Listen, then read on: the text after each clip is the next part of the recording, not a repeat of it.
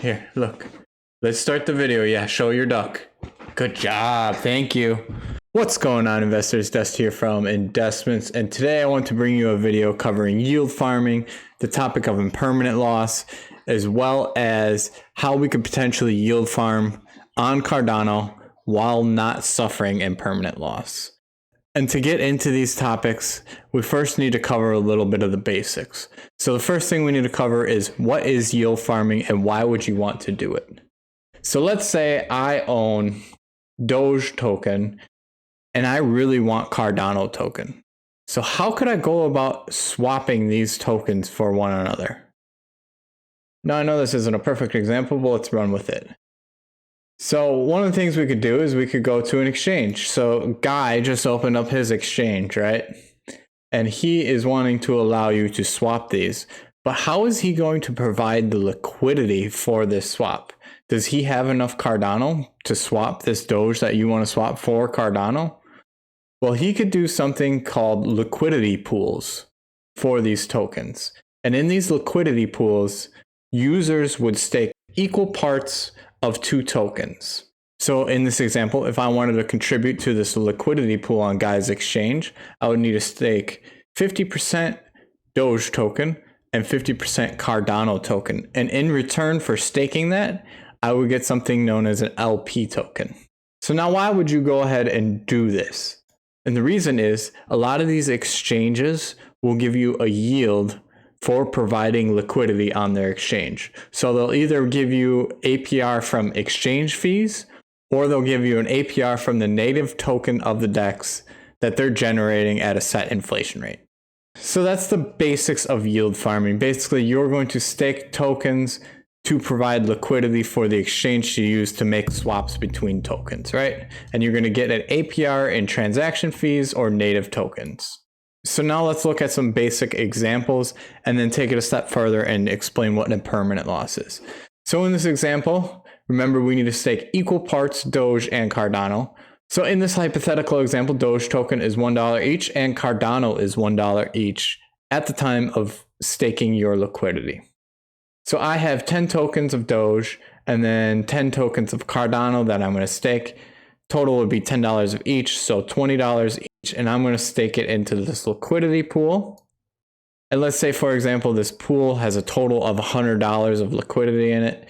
I now own 20% of the pool. That's important to note that you own a percentage of the pool. You do not own the tokens that you put into it. So when you go to pull out, you're not going to get your 10 tokens of Cardano and your 10 tokens of Doge. You're going to get 20% of what the pool has.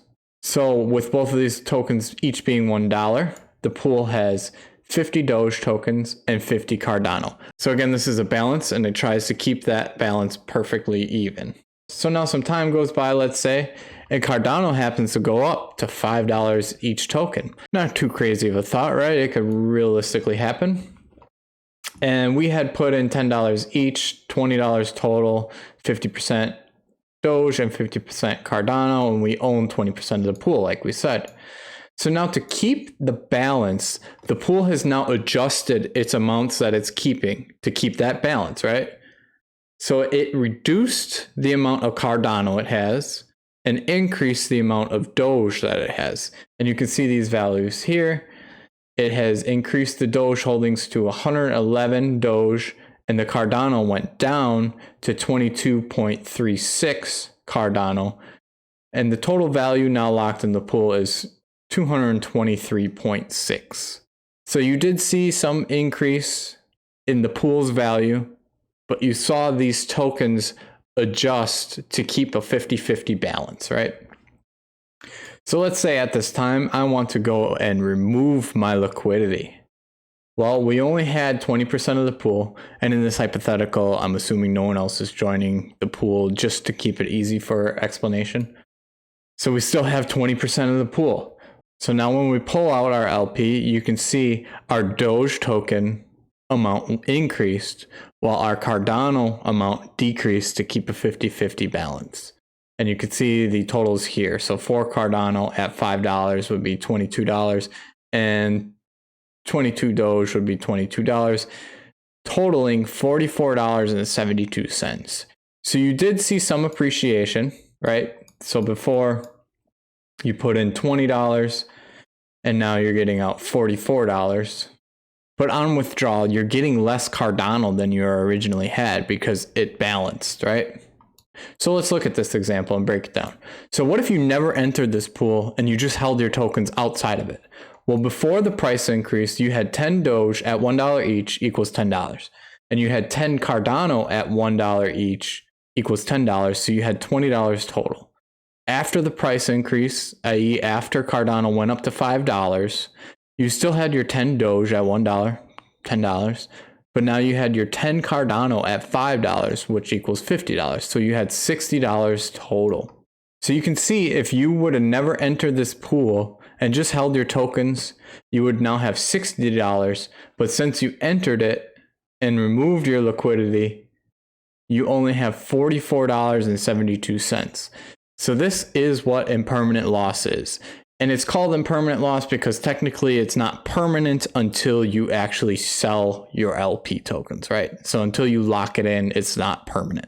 So the best way to think of it is like a paper loss, right?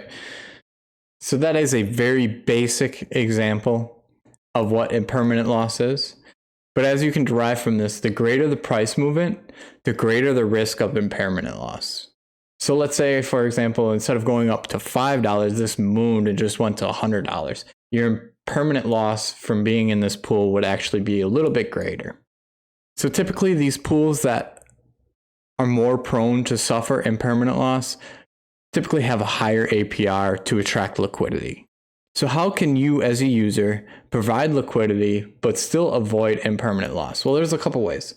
So you could use tokens that move together in price. And I use this example because XRP and XLM or Stellar used to really move in tandem. When one moved, the other moved. And that was always like a known thing in crypto back in like 2016 or 2017. So if you know of tokens that move in price together, providing liquidity in a pool of both of those, you won't suffer as much in permanent loss. You could also use stablecoin pairs, such as like a USDT, USDC pair. But these typically have a much lower APR because there's little risk to these pools. So it's flush with investors because they're ready, willing, and able to provide liquidity at minimal risk, right? Or you could use a pegged stablecoin such as Ravelin, and we're going to circle back to that momentarily. So coins have a huge potential upside when their protocol sees utilization from dApps. And also, on top of that, a lot of the supporting assets for those protocols, such as DEXs built on these, also fare well. An example of this is when Binance Smart Chain started getting utilized very heavily, PancakeSwap cashed in by being one of the main exchanges that was used, and they profit very heavily. So we've seen this increase in price action in multiple use cases in the past couple of years, whether it be the Binance Smart Chain, Factom, or on Polygon, or many other protocols that have dApps built on them. Cardano, however, has yet to really take off in utilization because it's not been so easy to build on. And now enter the milkomeda sidechain. Milkomeda is a sidechain that seeks to address that issue by allowing for easier porting of already developed dApps. So now all these dApps that were built on Ethereum, Binance, and Polygon can easily be ported over to Cardano on the milkomeda sidechain. So this should in turn increase utilization, and increased utilization could potentially cause price appreciation, as we've seen. So how can we, with this knowledge, utilize it to profit off the increased usage?